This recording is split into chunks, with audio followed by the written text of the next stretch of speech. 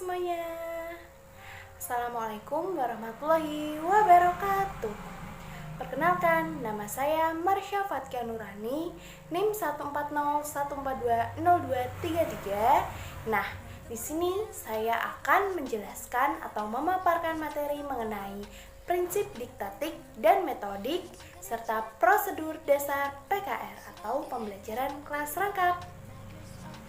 Langsung saja kita menuju ke materi yang pertama, yakni prinsip diktatik, metodik, dan prosedur dasar PKR.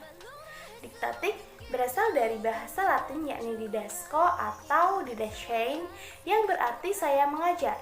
Kemudian, secara populer diartikan sebagai ilmu mengajar atau pengetahuan tentang bagaimana mengajar. Nah, metodik juga berasal dari bahasa Latin yang artinya metodos atau jalan ke. Dan secara populer diartikan sebagai cara atau strategi mengajar. Dengan menggunakan konsep diktatik dan metodik seperti yang diuraikan, maka yang dimaksud dengan prinsip-prinsip diktatik dan metodik dan prosedur dasar pembelajaran kelas rangkap dalam unit ini adalah konsep-konsep pembelajaran yang relevan dan perlu diterapkan dalam PKR sehingga membentuk suatu sistem. Yang kedua, keterampilan prosedural pembelajaran, khususnya mendorong belajar aktif dan belajar mandiri atau mengolah kelas PKR. Lalu kita menuju ke materi yang kedua, yakni membuka dan menutup pembelajaran.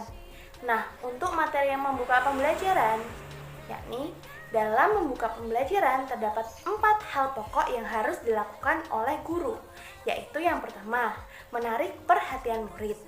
Nah, untuk yang kedua, yakni menimbulkan motivasi, lalu yang ketiga, memberi acuan belajar, dan yang keempat, membuat kaitan materi.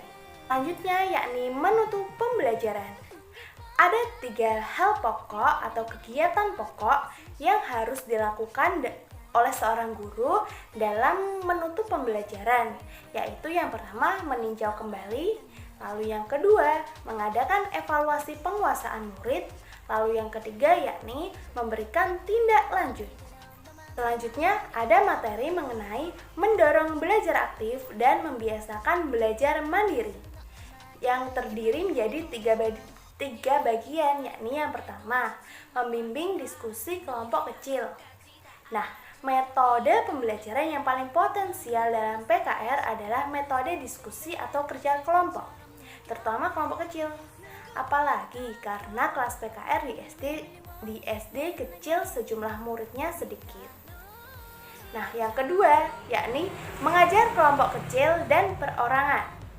Dalam pengajaran kelompok kecil dan perorangan, ada sejumlah peran guru yang perlu dihayati, yaitu guru sebagai penata kegiatan KBM, sumber informasi bagi murid, pendorong belajar siswa, penyedia materi, dan pembuka kesempatan belajar murid. Lalu, pendiagnosis kebutuhan belajar, dan yang terakhir, memberi kemudahan belajar sesuai kebutuhan murid. Dan yang ketiga, mengadakan variasi. Variasi dalam kegiatan belajar mengajar adalah perubahan dalam proses kegiatan yang bertujuan untuk meningkatkan motivasi murid serta mengurangi kejenuhan dan kebosanan. Variasi juga disebut sebagai keanekaragaman, yakni karena keanekaragaman menyangkut gaya belajar, media, sumber, dan pola interaksi serta kegiatan belajar mengajar. Nah, untuk materi yang terakhir ini kita akan bahas mengenai bagaimana mengelola kelas PKR dengan baik, yang terdiri dari 2 materi, yakni mengenai menciptakan dan memelihara situasi kelas yang optimal dan mengendalikan kondisi belajar yang optimal dan mengatasi perilaku murid yang menyimpang. Untuk poin yang pertama, yakni menciptakan dan memelihara situasi kelas yang optimal. Situasi kelas yang optimal ditandai oleh tingginya waktu yang digunakan untuk mendorong murid melakukan tugas-tugas dan waktu yang digunakan oleh murid untuk melibatkan diri dalam interaksi kelas. Dan untuk poin yang kedua, yakni mengendalikan kondisi belajar yang optimal dan mengatasi perilaku murid yang menyimpang. Bila ada murid yang berperilaku menyimpang, janganlah dibiarkan, tetapi harus dikendalikan. Hakikat belajar adalah perubahan. Maka bila ada atau kita melihat adanya perilaku menyimpang, harus segera kita ubah menjadi perilaku yang baik. Nah, mengubah perilaku menyimpang dapat dilakukan dengan cara yang pertama, mengajarkan dan memberikan contoh perilaku yang diinginkan. Dan yang kedua, menguatkan perilaku yang baik dengan pujian yang wajar. Dan yang ketiga, memberikan hukuman dengan cara yang wajar terhadap perilaku penyimpangan yang dilakukan.